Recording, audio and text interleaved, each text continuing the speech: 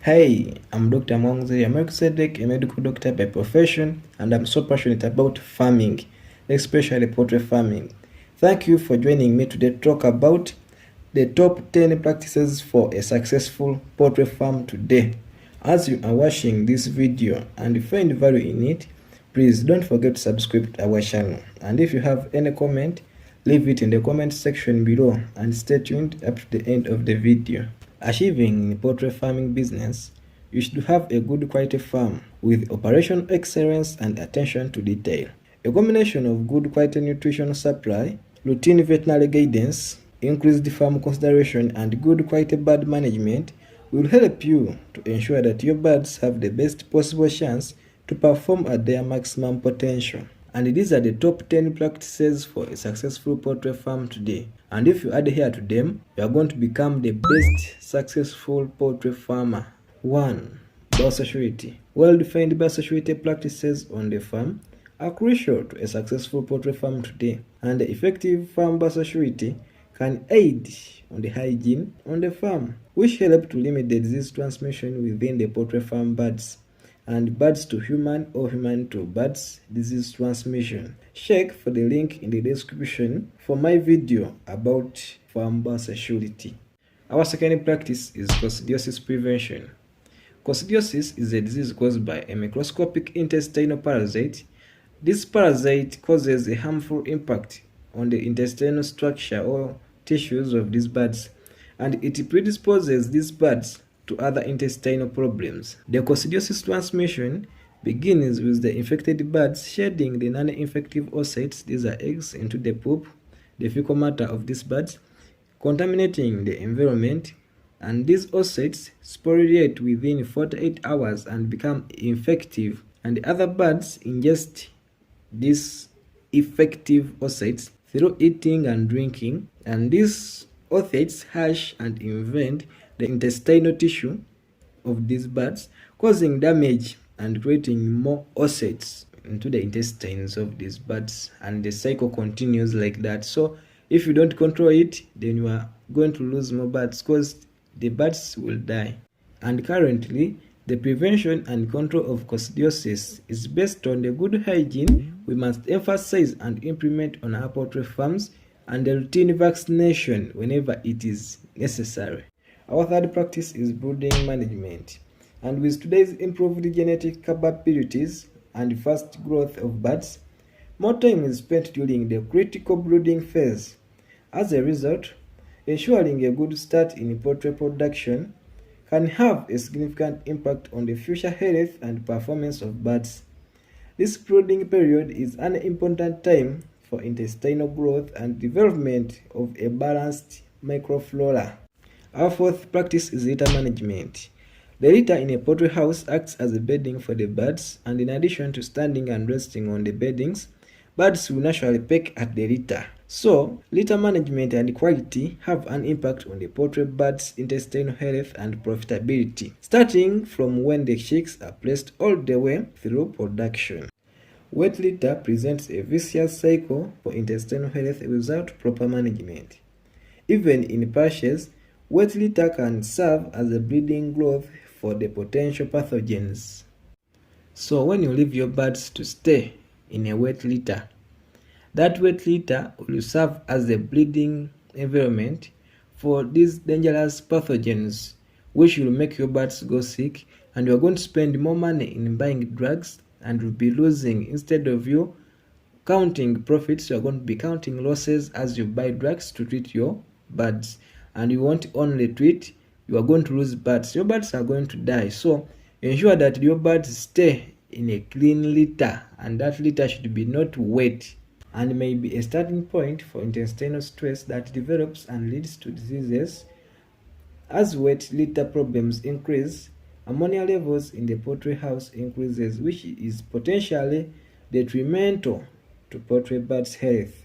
It is much easier to prevent and manage litter moisture conditions before they start. Litter that is too dry and dusty can be one of the many indications that birds may be not drinking enough water, and too much dusty material will lead to respiratory problems in your birds.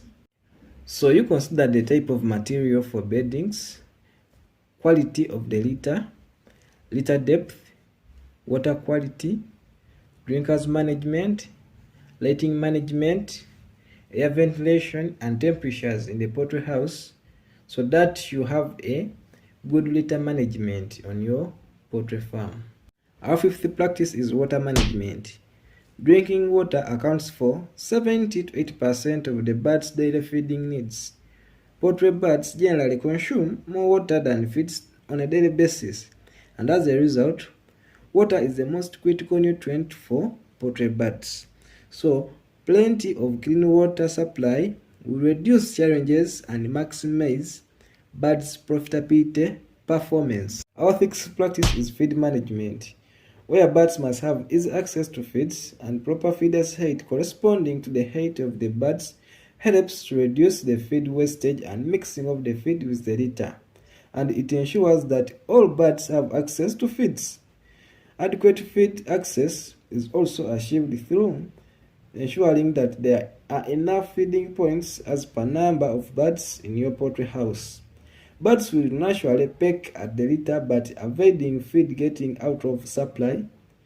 This helps to reduce the potential for the birds to peck excessively at the litter, which has pathogens. And make sure you supply good quality feeds to your birds, as this will reduce on the costs of you spending your money buying drugs for your birds, and it will maximize on your profits. Our seventh practice is equipment management. Routine checking on the equipment's functionality is essential in keeping the poultry equipment in a good working condition. So, you choose the first disinfectant that has a quicker kill action to reduce the microbial load on the farm. Then use a second disinfectant with the residue action.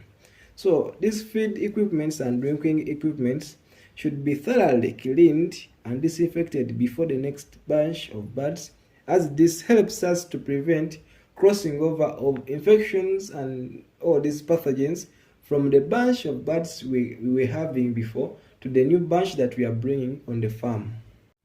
Our eighth practice is choosing the right breed of birds.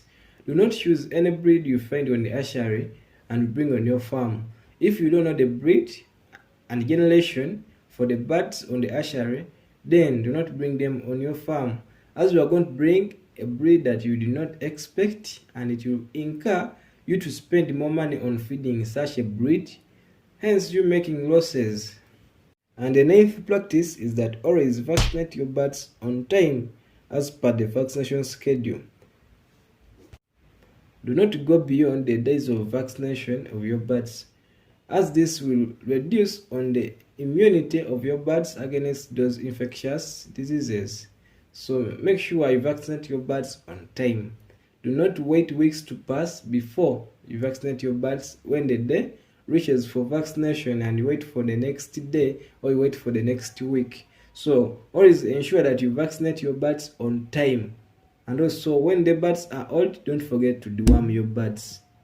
And our last practice is do not stop learning, and always modify or upgrade your skills and expertise with the new approved technologies in the poultry farming sector.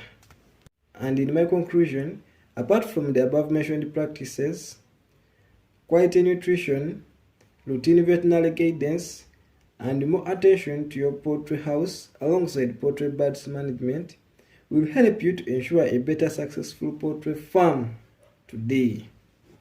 So guys, thanks for watching. For the new viewers who have not yet subscribed the channel, please do subscribe. For the new subscribers, you are most welcome to the channel. And for the old subscribers, thanks for keeping it up. We meet in the next video.